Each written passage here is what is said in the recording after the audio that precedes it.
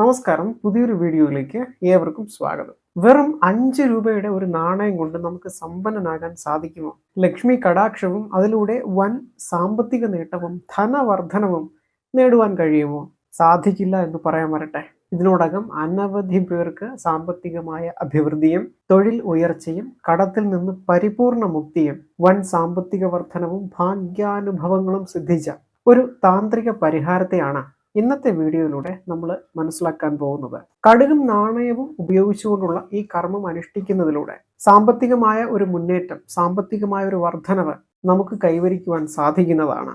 വീഡിയോയിലേക്ക് പോകാം. അതിനു മുൻപ് ഇതുപോലുള്ള കൂടുതൽ അറിവുകൾ നിങ്ങളിലേക്ക് എത്താൻ ആഗ്രഹിക്കുകയാണ് എങ്കിൽ ആയിരവല്യ മീഡിയ ഇപ്പോഴൊന്ന് സബ്സ്ക്രൈബ് ചെയ്യുക. തുടർന്ന് വരുന്ന ബെല്ലൈക്കൺ കൂടി എനേബിൾ ചെയ്താൽ അപ്ലോഡ് ചെയ്യുന്ന എല്ലാ വീഡിയോയും ഉടനുടൻ നിങ്ങളുടെ ഫോണിലേക്ക് നോട്ടിഫിക്കേഷനായിട്ട് വരുന്നതാണ്. വലിയ സാമ്പത്തിക ബുദ്ധിമുട്ടുകളും ബാധ്യതകളും ദുർച്ചിലവും കൊണ്ട് ബുദ്ധിമുട്ടുന്നവരാണ് നിങ്ങൾ എങ്കിൽ, അതുമല്ലെങ്കിൽ സാമ്പത്തികമായ സുസ്ഥിരതയ്ക്ക് വേണ്ടിയിട്ട് അനേകം പൂജകളും വഴിപാടുകളും കർമ്മങ്ങളും ചെയ്ത് പരാജയം അടഞ്ഞവരാണ് എന്നുണ്ടെങ്കിലും ഈ ഒരു നിസാര കർമ്മം നിങ്ങൾ നിങ്ങളുടെ ജീവിതത്തിൽ അനുഷ്ഠിക്കുകയാണ് എങ്കിൽ ഉറപ്പായും ലക്ഷ്മി കടാക്ഷവും അതിലൂടെ വൻ സാമ്പത്തിക നേട്ടവും അഭിവൃദ്ധിയും ഉയർച്ചയും നിങ്ങൾക്ക് കൈവരിക്കുവാൻ സാധിക്കും എന്നതാണ്. ഈ ഒരു കർമ്മം ചെയ്യുന്നതിന് നമുക്ക് ആദ്യം വേണ്ടത് കുറച്ച് കടുകാണ്. കടുക് എന്താണ് എന്നതിനെ കുറിച്ച് ഞാൻ കൂടുതൽ വിശദീകരിക്കണ്ടല്ലോ.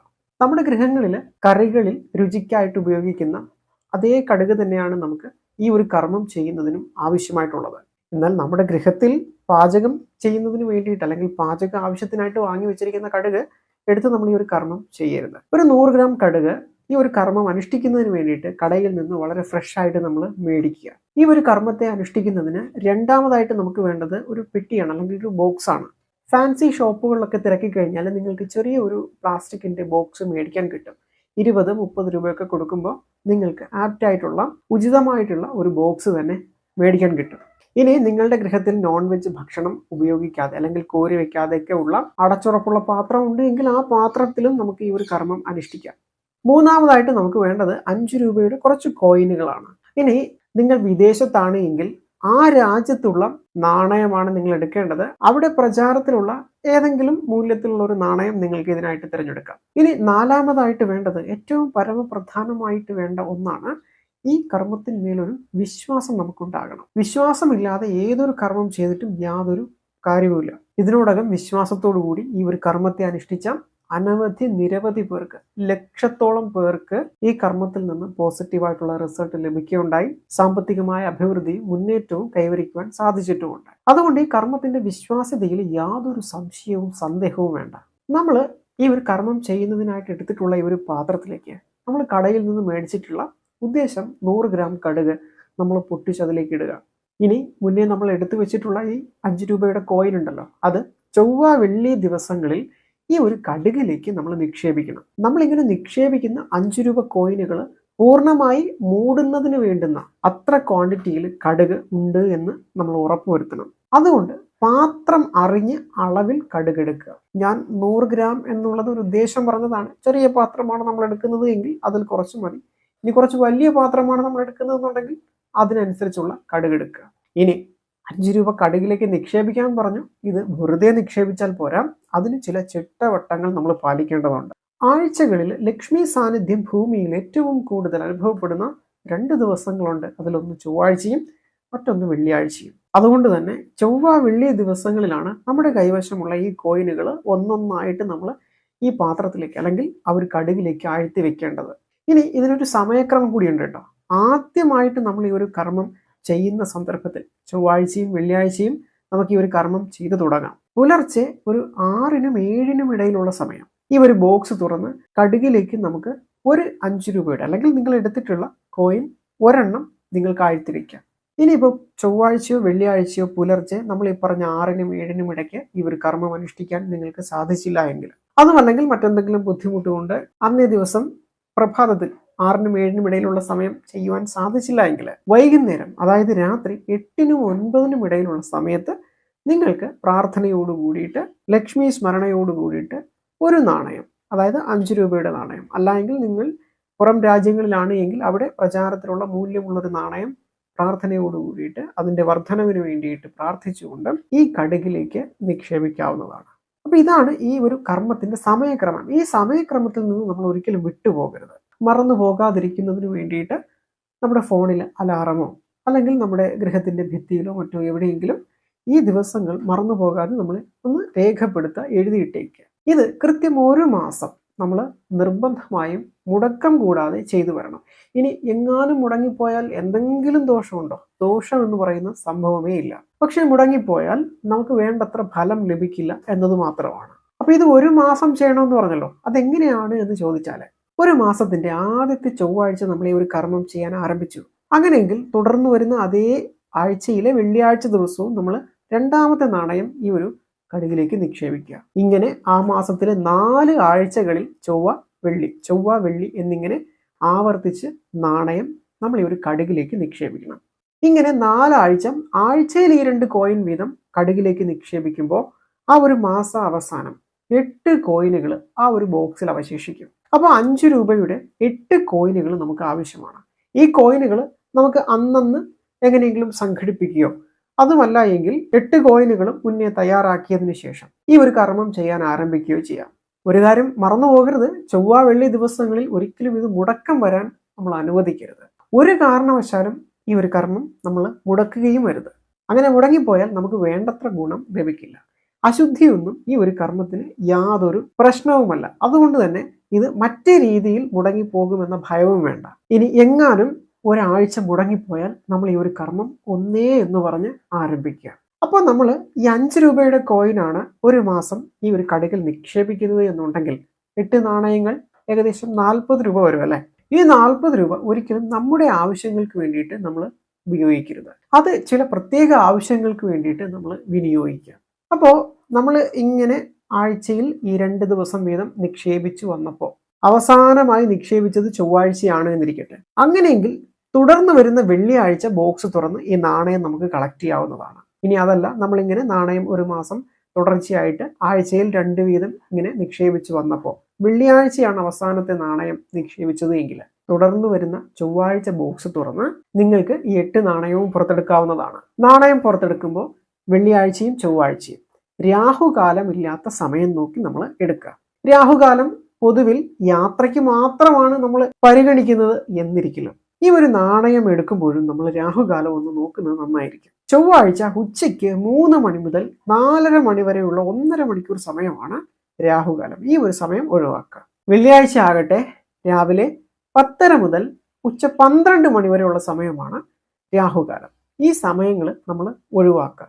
എന്തിനൊഴിവാക്കണം? ആ ഒരു ബോക്സ് തുറന്ന് ഈ ഒരു നാണയം കളക്ട് ചെയ്യുന്ന കാര്യത്തിൽ ഒഴിവാക്കണം. ഇനി ഇങ്ങനെ നമ്മൾ കളക്ട് ചെയ്യുന്ന 40 രൂപ എന്താണ് ചെയ്യേണ്ടത്? അല്ലെങ്കിൽ വേറൊരു രാജ്യത്തുള്ളവർ ആ കളക്ട് ചെയ്യുന്ന ആ ഒരു ധനം ഉണ്ടല്ലോ, അത് നിങ്ങൾക്ക് ആർക്കെങ്കിലും ദാനം ചെയ്യാവുന്നതാണ്. അതല്ല എങ്കിൽ നമുക്കതൊരു ക്ഷേത്രത്തിൻ്റെയോ മറ്റാരാധനാലയങ്ങളുടെയോ കാണിക്ക വഞ്ചിയിൽ നിക്ഷേപിക്കാം. അതുമല്ലെങ്കിൽ ആ പണം കൊണ്ട് നമുക്ക് ആർക്കെങ്കിലും അന്നദാനം നടത്താവുന്നതാണ്. അന്നദാനം മാത്രമല്ല കേട്ടോ, മറ്റു വസ്തുക്കളും ഈ ഒരു ധനം ചിലവാക്കി നിങ്ങൾക്ക് അവർക്കായി വാങ്ങിക്കൊടുക്കാവുന്നതാണ്. മരുന്നോ പലവ്യഞ്ജനമോ വസ്ത്രമോ പഠനോപകരണങ്ങളോ തുടങ്ങി മറ്റുള്ളവർക്ക് ഉപകാരപ്പെടുന്ന രീതിയിൽ എന്തും നിങ്ങൾക്ക് അവർക്ക് വാങ്ങി കൊടുക്കാവുന്നതാണ്. ചിലപ്പോൾ ഈ ഒരു 40 രൂപ മുടക്കി കഴിഞ്ഞാൽ നമുക്ക് ഒരാളുടെ ഒരു നേരത്തെ അന്നത്തിന് പൈസ തികയില്ല. ഒരു ഊണ് 80 രൂപയാണ് എന്നിരിക്കട്ടെ. അങ്ങനെയെങ്കിൽ നമ്മൾ നമ്മുടെ കയ്യിൽ നിന്ന് കുറച്ചുകൂടി പൈസ ഇട്ടിട്ട് ആ ഒരു ഊണ് അയാൾക്ക് വാങ്ങിക്കൊടുക്കുന്നതിൽ തെറ്റൊന്നുമില്ല. ഇനിയിപ്പോൾ നമ്മൾ ഈ കടുകിൽ നിന്നെടുത്ത 5 രൂപയുടെ അതേ കോയിൻ തന്നെ ഒരാൾക്ക് ചിലവാക്കണമോ എന്ന് ചോദിച്ചാൽ അതിൻ്റെ ആവശ്യമില്ല. ഈ ഒരു കോയിൻ കഴുകി ശുദ്ധമാക്കിയതിനു ശേഷം ഇതേ കർമ്മത്തിന് തുടർന്ന് നിങ്ങൾക്ക് ഉപയോഗിക്കാവുന്നതാണ്. അങ്ങനെ ഉപയോഗിക്കുകയാണെങ്കിൽ 40 രൂപ, അതായത് ഈ കോയിൻ്റെ മൂല്യമുള്ള 40 രൂപ വേറെ നിങ്ങൾക്ക് മറ്റുള്ളവർക്ക് ദാനം ചെയ്യാവുന്നതാണ്. എന്തായാലും ഈ ഒരു 40 രൂപ ദാനം ചെയ്തതിന് ശേഷമേ നിങ്ങൾ പിന്നീട് ഈ ഒരു കർമ്മം ചെയ്തു തുടങ്ങാവൂ. നമ്മുടെ കയ്യിൽ നിന്ന് ഒരു 40 രൂപ നഷ്ടപ്പെടുന്നതിൽ നമ്മൾ ഒരിക്കലും ദുഃഖിക്കാൻ പാടില്ല. നമ്മുടെ ജീവിതത്തിലേക്ക് തുടർന്ന് വരുന്നത് വൻ സൗഭാഗ്യങ്ങളായിരിക്കാം. ലക്ഷ്മി കടാക്ഷം ഈ ഒരു കർമ്മം ചെയ്യുന്നതിൽ നിന്ന് ആവോളം നമുക്ക് സിദ്ധിക്കുന്നതാണ്. സാമ്പത്തിക ബാധ്യതയിൽ നിന്ന് നമുക്ക് മോചനം സിദ്ധിക്കുന്നതാണ്. നമ്മൾ ഈ ഒരു കർമ്മത്തിൽ ഉപയോഗിച്ച കടുകിനെ സംബന്ധിച്ച് പറയുകയാണെങ്കിൽ ആത്മീയപരമായി കടുകിന് വളരെ വളരെ സവിശേഷതകളുണ്ട്. കടുകിന് നെഗറ്റീവ് എനർജിയെ വലിച്ചെടുക്കാനുള്ള ഒരു കഴിവ് വളരെ വളരെ കൂടുതലാണ്. അതുകൊണ്ടാണ് ദൃഷ്ടിദോഷവും മറ്റുള്ളവരുടെ വിളിദോഷവും കണ്ണേറ് നാവേറ് ദോഷങ്ങളൊക്കെ തന്നെ ഒഴിവാക്കുന്നതിന് വേണ്ടിയിട്ട് നമ്മൾ കടുക് കൊണ്ടുള്ള കർമ്മം ചെയ്യുന്നത്. ധനസംബന്ധമായി നമ്മെ ബുദ്ധിമുട്ടിക്കുന്ന നെഗറ്റീവ് എനർജിയെ വലിച്ചെടുക്കുന്നതിന് ഈ ഒരു കർമ്മത്തിൽ കടുക് ഉപയോഗിക്കുന്നതിലൂടെ നമുക്ക് സാധിക്കും എന്നതുകൂടിയുമാണ്. ആത്മീയപരമായിട്ട് കടുകിനെ സമ്പത്തിന്റെ പ്രതീകമായിട്ടും സങ്കല്പിക്കുന്നുണ്ട്. കടുകിന് വളരെ ചെറിയ വലിപ്പം മാത്രമാണുള്ളതല്ലേ. ആ ഒരു ചെറിയ വിത്തിൽ നിന്നിട്ട് ഒരു വലിയ ചെടിയും അതിൽ നിറയെ പൂക്കളും അതിൽ തന്നെ വീണ്ടും അനേകായിരം വിത്തുകളും ഉത്ഭവിക്കുന്നുണ്ട്. അതുപോലെ കടുകിൽ നമ്മൾ ചെറിയ മൂല്യമുള്ള ഒരു ധനം നിക്ഷേപിക്കുന്നതിലൂടെ അത് പല മടങ്ങ് വർദ്ധിക്കാൻ ഇടവരുന്നു എന്നുള്ളതാണ് സങ്കല്പം.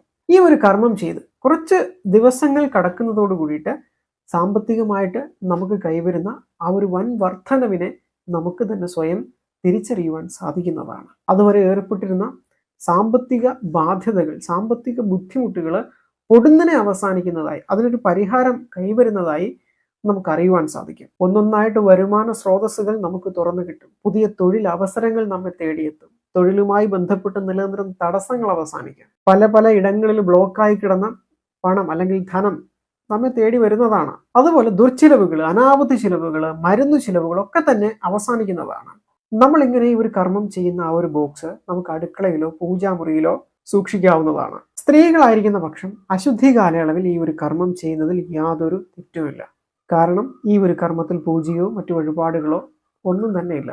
അപ്പൊ അങ്ങനെ സ്ത്രീകളാണ് എന്നുണ്ടെങ്കിൽ നിങ്ങൾ അടുക്കളയിൽ ഈ ഒരു ബോക്സ് സൂക്ഷിക്കുക. പൂജാമുറിയിൽ സൂക്ഷിച്ചു കഴിഞ്ഞാൽ പലപ്പോഴും നിങ്ങൾക്ക് അവിടേക്ക് പോയിട്ട് ഈ കർമ്മം അശുദ്ധി കാലയളവിൽ ചെയ്യാൻ സാധിക്കില്ല.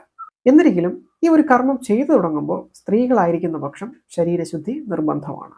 അതുപോലെ തന്നെ ഈ അവസാനം ബോക്സ് തുറക്കുന്ന ആ ഒരു സന്ദർഭം വരുമല്ലോ, അപ്പോഴും ശരീരശുദ്ധി ഉണ്ടാകണം. ബോക്സ് തുറക്കുന്ന ആ ഒരു ആഴ്ചയിൽ സ്ത്രീകൾക്ക് ഏതെങ്കിലും തരത്തിലുള്ള ശാരീരിക ബുദ്ധിമുട്ടുകൾ, അതായത് അശുദ്ധി സംബന്ധമായിട്ട് പ്രശ്നങ്ങൾ ഉണ്ടായാൽ ആ ഒരാഴ്ച ചുരുങ്ങിയത് ഒരു 5 ദിവസം ഒഴിവാക്കി തുടർന്ന് വരുന്ന അടുത്ത ആഴ്ച ചൊവ്വാഴ്ചയോ വെള്ളിയാഴ്ചയോ നിങ്ങൾക്ക് ബോക്സ് തുറക്കുന്നതിന് വേണ്ടിയിട്ട് തിരഞ്ഞെടുക്കാവുന്നതാണ്. 4 ആഴ്ചയ്ക്ക് ശേഷം ബോക്സ് തുറന്ന് ആ ഒരു നാണയം ക്ഷേത്ര കാര്യങ്ങൾക്കായിട്ട് നിങ്ങൾ ഉപയോഗിക്കുമെങ്കിൽ നാണയത്തെ കഴുകി ശുദ്ധമാക്കി നിങ്ങൾക്കത് ശരീരശുദ്ധിയുള്ളപ്പോൾ ക്ഷേത്ര കാര്യങ്ങൾക്ക് ഉപയോഗിക്കാവുന്നതാണ്.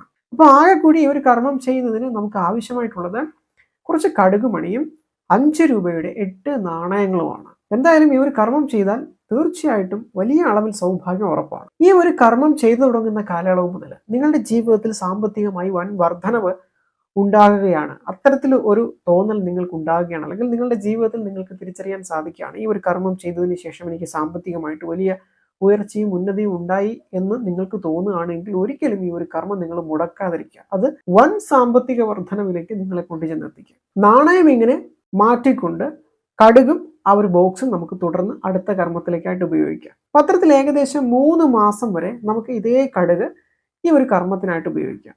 അത് കഴിഞ്ഞാൽ കടുക് ആരും ചവിട്ടാത്ത ഒരിടത്ത് നമുക്കത് നിക്ഷേപിക്കാവുന്നതാണ്. എപ്പോഴും ഫ്രഷ് ആയിട്ടുള്ള കടുക് ഈ ഒരു കർമ്മത്തിലേക്കായിട്ട് ഉപയോഗിക്കാൻ ശ്രദ്ധിക്കുക. അതായത് മുളയ്ക്കാൻ പാകത്തിലുള്ള കടുകായിരിക്കണം നമ്മൾ എപ്പോഴും ഉപയോഗിക്കേണ്ടത്. അതുകൊണ്ട് 3 മാസത്തിലൊരിക്കൽ കടുക് നമ്മൾ മാറ്റി കൊടുക്കുക. മനുഷ്യന്റെ കാൽ സ്പർശമേൽക്കാത്ത ഭാഗങ്ങളിലോ വൃക്ഷങ്ങളുടെ ചുവട്ടിലോ ചെടിക്ക് വളമായിട്ടോ ജലാശയത്തിലോ ഒക്കെ തന്നെ കടുക് നിങ്ങൾക്ക് നിർമ്മാർജ്ജനം ചെയ്യാവുന്നതാണ്. ഇങ്ങനെ നമ്മൾ മാറ്റുന്ന കടുക് ഒരിക്കലും ഭക്ഷണത്തിന് വേണ്ടിയിട്ട് ഉപയോഗിക്കരുത്. അപ്പോൾ സാമ്പത്തികമായിട്ട് വൻ വർധനവ് നേടുന്നതിന് ഏറ്റവും ഫലപ്രദമായിട്ടുള്ള ഒരു ധനവശ്യ രീതിയാണ് കടുക് ഉപയോഗിച്ചുകൊണ്ടുള്ള ഈ ഒരു താന്ത്രിക രീതി എന്നത്. ഈ കർമ്മം ജീവിതത്തിൽ ഫിനാൻഷ്യലി നിങ്ങൾ ബുദ്ധിമുട്ട് അനുഭവിക്കുന്നുവെങ്കിൽ ഒന്ന് അനുഷ്ഠിച്ചു നോക്കൂ. ശേഷം നിങ്ങളുടെ അഭിപ്രായങ്ങൾ ഈ വീഡിയോയ്ക്ക് താഴെ കമൻ്റായി രേഖപ്പെടുത്തുക. ഇതുപോലുള്ള കൂടുതൽ അറിവുകൾക്ക് ആയിരവല്യം വീഡിയോ ഇപ്പോഴൊന്ന് സബ്സ്ക്രൈബ് ചെയ്യുക. തുടർന്ന് വരുന്ന ബെല്ലൈക്കൺ കൂടി എനേബിൾ ചെയ്താൽ അപ്ലോഡ് ചെയ്യുന്ന എല്ലാ വീഡിയോയും ഉടൻ നിങ്ങളുടെ ഫോണിലേക്ക് നോട്ടിഫിക്കേഷനായിട്ട് വരുന്നതാണ്. അടുത്ത വീഡിയോയിൽ പുതിയ അറിവുമായി കണ്ടുമുട്ടാം. നന്ദി.